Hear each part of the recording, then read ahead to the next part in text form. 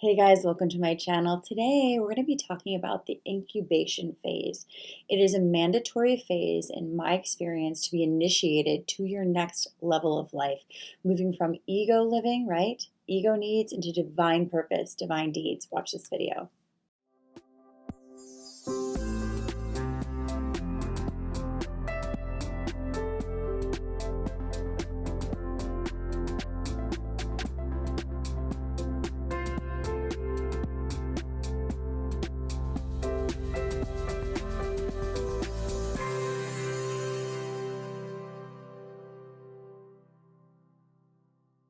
Hey guys, welcome to my channel. If you're new here, please click the little subscribe button, the bell to receive notifications when I release new videos. And if you've been with me for a while, thank you so much and welcome back. Diving deep, I've mentioned this phase in other videos, and so many of you wrote me and said, I need this video, I need this video, I need to understand this incubation phase because it is the most lonely phase. What this means, incubation, is you're moving from, you've done enough work or you're being pushed by the universe to go from that phase of getting your inner child needs met. I call it like the ego career, the ego needs, and you're shifting over to the divine purpose, the divine deeds, service work, your authentic self out loud. It's so amazing. My story was I was a model and an actress for 20 some years. And that was me trying to get the attention of my father, trying to get the approval of my mother, trying to feel like I deserve to be seen, like I'm actually good, like all this shit, right? And then when I started doing all this work, I couldn't do that career anymore. I'm not saying it's a bad career, but for me, it was from those ego needs. Even though I really wanted to do it, I didn't know why I wanted that. Then I started understanding. When I started healing those wounds, I'm like, I don't need that anymore. I feel enough. I feel worthy. And as I was doing that, as I was learning how to be worthy, I stepped into this authentic life. I stopped coloring my hair. I started getting some tattoos because I really loved that. I started doing my nails however I wanted because as a model, they have to be like neutral all the time. I started dressing the way I wanted. I started doing everything according to how I felt. And I was incubating from this ego way of living into a truth. And that career had to look different. That friend group was different. The relationships were different. The relationships with my family started shifting. Everything at once, because how we do one thing, we do all things. So if we're actually shifting into our authentic self, so is our life. So that it can nourish our soul rather than our ego. Rather than feeding our ego, we nourish our soul. And this is a very tricky time because it's hard to let go of those ego things. And it's hard to trust that our authenticity will be enough. You know how many times I hear this? I'm like, well, your authenticity won't be enough if you keep telling your inner child that it might not be. Your authenticity is enough when you trust it and you go for it.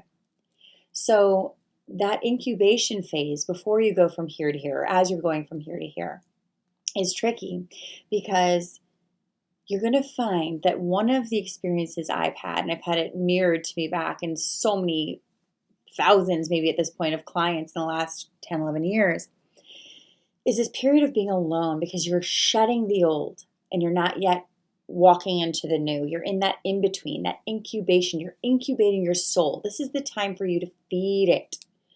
Starve the ego, feed the soul. This is the time for you to have a very personal relationship with Source, God, Universe, whatever you call it. I call it God most of the time.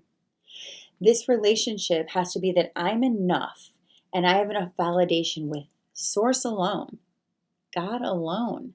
I don't need people telling me that I'm good, validating me. This is your time to learn to self-validate, to emotionally validate and integrate with that inner child, with that inner teen, finding this peace within, finding this part of yourself that was in the shadow, many parts of yourself in the shadow, in the shame identity, and really discovering your mother wounds, your father wounds, your tribal injuries, and realizing your divine identity by being a reflection of God, not a reflection of the unhealed wounds of your parents. Take that in. How many of you walk around with toxic shame? You keep yourself low so that if someone jabs you, it's okay because I'm already down here. Or let me lose myself a little bit so if I get rejected, it's not me anyway. Or let me make sure I sabotage myself in some way because then there'll be a reason they reject me rather than I'm just not good enough as I naturally am. Really think about these patterns. I'll do another video just on those patterns. But this is what we do. We are afraid to fully shift into divine because then that means that the reason you weren't treated so great was really never your fault in the first place. And that hurts more sometimes, to know that good people can be hurt.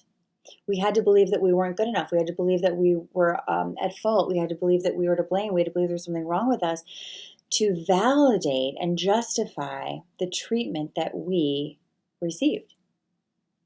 And part of this incubation period, if you're someone who didn't have perfect parents, is to see your parents for who they are. Choose God as your parent. But seeing your parents for who they are, taking your permission slip back to own your power, regardless of if they finally agree that you're enough or reflect it to you or not. They're not going to, because they're the ones that took it a lot of the time. But really seeing them and understanding that the things I thought were wrong with me weren't really wrong with me. It was I was treated wrong. And I responded to that, and I behaved like that. And I had coping mechanisms based on how I was treated, not who I was. Many of our parents are wounded. Our society, our world is broken. Our teachers are unempowered and then unempowering kids. Our doctors are being funded by a place that doesn't teach natural healing. You have to understand, you're not going to get your authentic self validated from people, from places, but only from God. And that's when you start to let go of these permission slips of authority that you've placed in other people's hands and hearts. And then you start to listen to your intuition, because these things aren't blinding you from yourself. You start to reclaim that wise guide inside, I call it. You start to take some actions and aligned action steps on behalf of what you're intuiting, what you're feeling, what you're thinking, what you might be desiring. You start making decisions because you're not afraid they'll be wrong or someone will tell you they're wrong. You start making bold moves because you're not feeling guilty about shining anymore. And you're like, if I mess it up, I'll still love myself.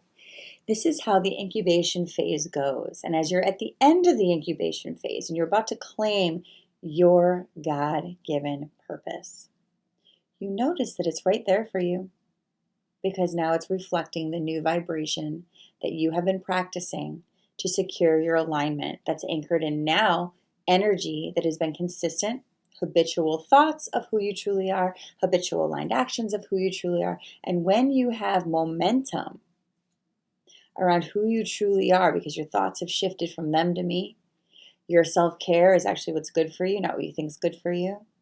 You're wearing and doing and saying things that feel right. You're catching yourself when you put yourself down or have a doubt and you do it anyway. As soon as that starts to really anchor stronger than the old conditioning, it happens sooner than you think. This new phase of new friends, new career, new job opportunity comes in. And maybe it doesn't come in, but you still believe that it will. So you're holding on to that momentum. You're not resisting what is. You're knowing that everything is happening for you. That's another video coming too. Is deep alignment comes from accepting that everything is truly there for you. Owning and claiming the authentic self by healing the inner emotional wounds is the key to your kingdom. On that note, Emotional Rehab is open right now for enrollment. We are starting March 1st. There's not a class March 1st, but it opens March 1st for you to start to look through things. And the first live will be on the weekend. You don't have to come to the lives. They're extra. They're on a private Facebook group, but it's me and a bunch of people. You can ask me anything. I'm answering everyone's questions, and we're going deep into group coachings. So this course is groundbreaking for this work. I'm going to say it. I've heard thousands of people who've taken the course tell me that now, and sometimes they come back for more and do it again and again and again, and you're always welcome into the Facebook group. You never get closed out.